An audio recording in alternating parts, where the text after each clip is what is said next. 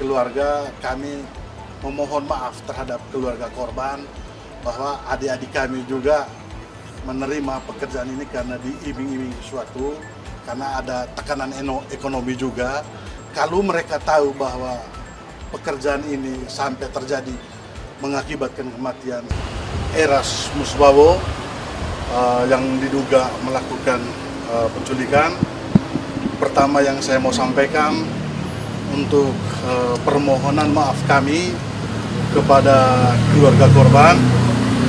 Semoga persoalan ini penyidik Polda Metro Jaya segera mengungkap motif dan pelaku utamanya. Begitu. Mungkin ada pertanyaan dari teman-teman wartawan. Jadi Eras Musbawo ini diperintahkan oleh otaknya itu apa bagaimana, Bang? Oh ya, ini hal-hal yang seperti ini yang kami mau sampaikan karena adik kami Eras ini diminta untuk menjemput paksa. Nah, di mana pada saat adik kami Eras dan kawan-kawan menjemput di waktu sore, setelah penjemput dengan cara paksa itu dilakukan, ada perintah dari oknum yang namanya F itu untuk diserahkan di daerah Jakarta Timur. Nah, ada jeda waktu pada saat dijemput paksa dengan diserahkan itu. Setelah diserahkan, keempat pelaku penjemputan paksa ini mereka udah selesai tugas dan mereka pulang. Setelah mereka pulang, kurang lebih jeda waktu berapa jam setelah itu, mereka dipanggil lagi untuk mengantar pulang si korban. Nah, pada saat waktu ketemu lagi, disitulah bahwa mereka melihat korban ini sudah tidak bernyawa lagi. Tapi yang menjadi catatan kami di sini, pada saat mereka mengantar itu, mereka juga dalam tekanan. Dan mereka salah satu terduga penjemputan paksa ini menyampaikan ke keluarganya bahwa mereka memang baru diperintahkan untuk membuang jenazah. Jadi peran mereka itu sampai di situ. Tapi yang saya mau sampaikan di sini bahwa atas peristiwa pidana ini ada 3 klaster. Itu klaster pertama, itu setelah kami dapat informasi dari penyidik dan dari intelijen kami bahwa klaster pengintai, klaster penjemputan paksa, sama eksekutor. Nah, kami terputus di pengintai sama eksekutor. Nah, adik-adik kami ini mereka perannya hanya untuk menjemput paksa dan memberikan ke mereka, seperti itu. Untuk eksekutornya sendiri diketahui nggak ciri-cirinya atau gimana? Karena ini dalam proses penyelidikan terhadap perkara ini, kami dari pihak keluarga sudah minta perlindungan hukum ke Panglima TNI. Kami juga sudah minta perlindungan hukum ke Kapolri karena ada dugaan oknum seperti itu. Nah, oknumnya dari mana kami tidak tahu, tapi ini masih dugaan, kurang lebih seperti itu.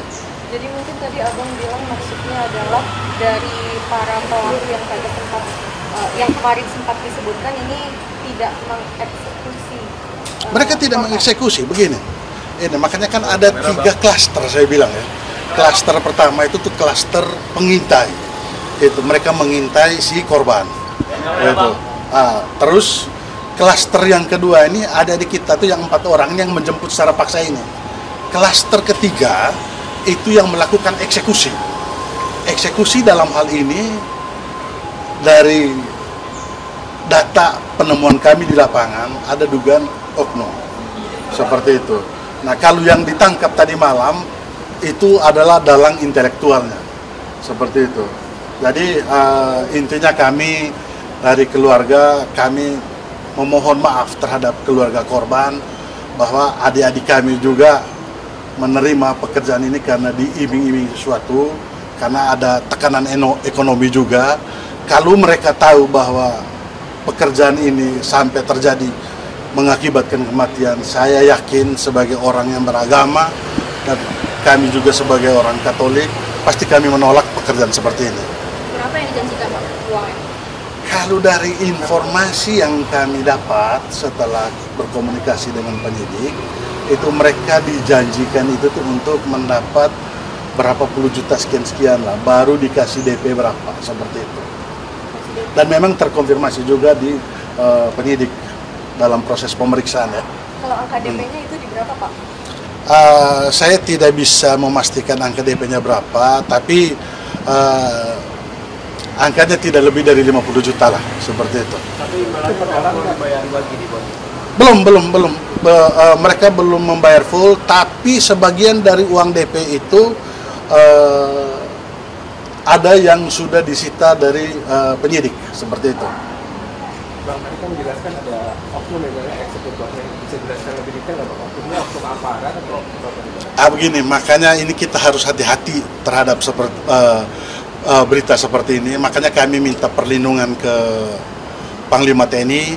Kami juga sudah minta perlindungan hukum ke Kapolri karena ada dugaan oknum. Itu aja. Benar nggak sih, Bang, oknum itu dari Kopassus? Terlalu prematur kalau kita bicara seperti itu. Biarlah proses penyelidikan langsung dari pihak kepolisian yang memberi pernyataan di media seperti itu. Bapak tadi kan Eras ini Bapak dampingi sebagai kuasa hukum. Iya, betul. Apakah dia saja atau tiga yang lainnya yang sebagai penculik juga?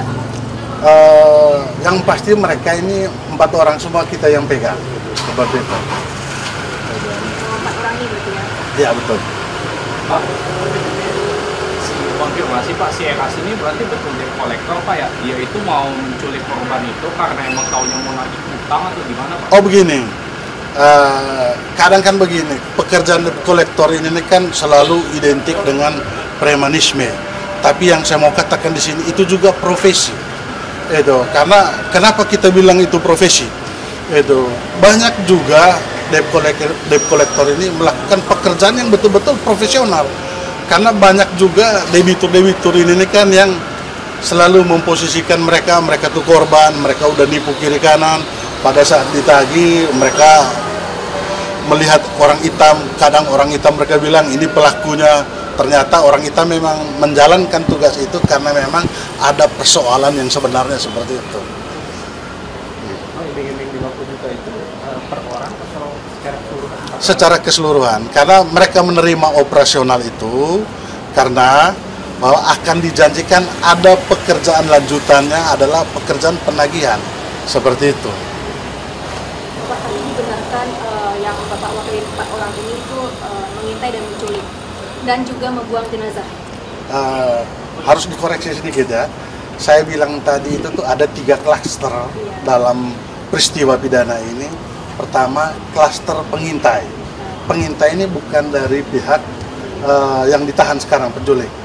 Itu bukan dari pihak yang menjemput paksa atau yang menculik seperti itu. Terus setelah mengetahui posisi itu, baru ada, saya boleh menyebutkan inisial nama inisial F ini, dia memberi info bahwa yang bersangkutan korban berada di Lotte Mart itu. Disitulah mereka menjemput paksa dan diantar di daerah Jakarta Timur, seperti itu. Membuang jenazah terlibat? Kalau membuang jenazah ini yang menjadi tanda tanya saya, tanda tanya kami sebagai keluarga, karena pasca mereka pulang tengah malam atau midnight itu, ada perasaan ketakutan dari mereka bahwa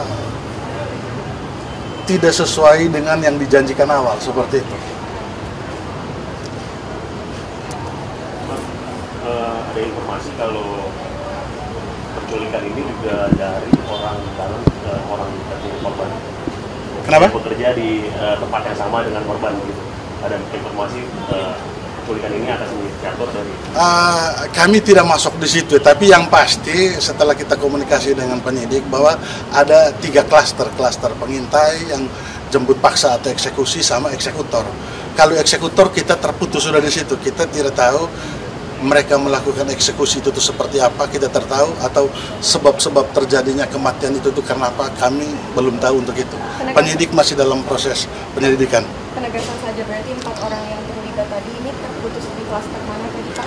Terputus di klaster penjemputan paksa atau penculikan itu. Bapak setelah penculikan berarti menyerahkan ke 4 orang intelektual itu ya? Berarti. bukan menyerahkan, itu ada upaya melarikan diri yang aktor intelektualnya ini. Tapi bagusnya, berita baiknya sekarang terduga pelaku intelektual sudah diamankan, kurang lebih 4 orang juga. Enggak, maksud saya itu kan 4 ini, Eras dan kawan-kawan ini kan melakukan penjemputan paksa terhadap korban. Nah itu menyerahkannya kepada eksekutor ini belum tahu. Begini, kalau perihal itu terkait jam persisnya saya tidak bisa menginformasikan, tapi yang pasti setelah dijemput paksa dari parkiran Lotte Mart itu, baru mereka menyerahkan di daerah Cawang atas perintah ya. Nanti mobil Fortuner atau apapun semua baru kalian serahkan. Itu setelah serahkan mereka udah langsung pulang. Diserahkan di Cawang berarti. Diserahkan di Cawang. Di situ juga penyidik belum tahu, tapi hanya atas perintah seperti itu, karena informasi ini juga dari penyidik. Begitu. Bang, untuk mobil yang dibawa oleh Eras dan teman-teman ini difasilitasi oleh yang menyuruh atau lewat? Kami belum masuk sampai di situ ya, itu. Hanya kami datang sekarang bergerak cepat, ini intinya kami mengetuk pintu hati keluarga korban untuk permohonan maaf kami dan berbelasungkawanya kami. Begitu saja. Pak, satu lagi kalau terkait rumah dari pelaku itu kan katanya baru ditempati sekitar 2 bulan terakhir. Iya. Sebelumnya dari 4 orang tersebut memang tinggal di mana dan kenapa kemudian pindah ke tempat tersebut? Ada kaitannya Pak sama? Oh tidak, itu tidak terkait. Itu informasi sesat seperti itu tuh. Pak, dari keempat tersangka ini ada hubungan keluarga Kak atau rekan kerja dengan korban? Kalau yang 4 orang ini yang klaster penjemputan paksa, ada hubungan keluarga. Itu. Kita sama-sama dari sana. Ada 3 Flores, 1 dari Maluku. Itu. Kalau dengan korban maksudnya ada hubungan Kak atau tidak saling kenal? Kalau ada hubungan keluarga kan logikanya kan tidak mungkin kan. Itu. Maksudnya rekan kerja Kak? Enggak. Sebelumnya juga korban ini kita tidak pernah tahu.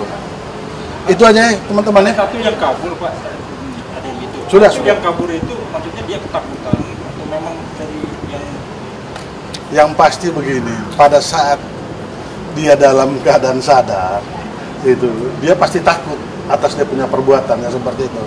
Jadi karena itu dia coba untuk melarikan diri, tapi ternyata polisi khususnya Polda Metro Jaya kami apresiasilah mengungkap cepat peristiwa pidana ini. Begitu ya teman-teman ya, kami ketemu penyidik dulu. Bapak mau konfirmasi Eras ini yang inisialnya RS ya? Ya, Eras Wabo ya. RS. Eras Wabo.